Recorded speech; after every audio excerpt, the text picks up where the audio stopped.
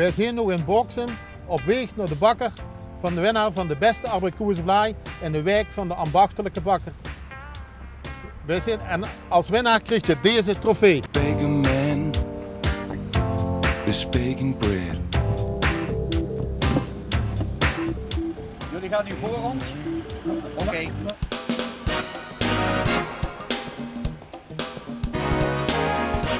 We stappen nu uit bij de winnaar van de beste abrikozenvlaai van de week van de ambachtelijke abrikozenvlaai.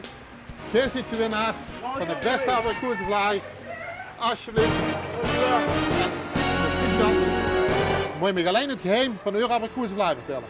Oké. Ja, want dat willen we allemaal weten. Dan kom maar even met naar binnen. Dat is goed. Kom maar.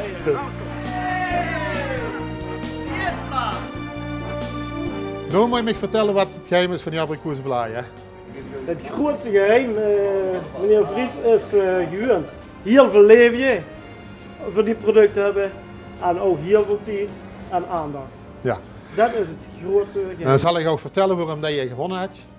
We hebben die abrikozenvlaai gekeurd en als je dan een stuk eruit eet, dan is dat gewoon de deeg met die spies samen. Dat is gewoon een lekkernij. Die vlaai die was perfect van kleur, perfect afgewerkt. Dat was gewoon een plaatje, een foto op zich. Ik ben heel blij om, ik wil toch even, meneer Vries, wat jij nu verteld hebt, daar zijn we heel blij met.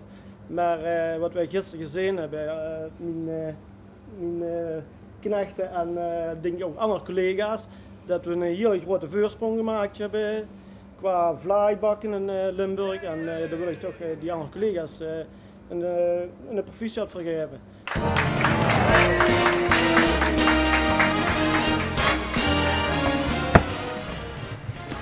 Een gesigneerde vlaai, abrikozenvlaai van de wijk van de ambachtelijke bakker.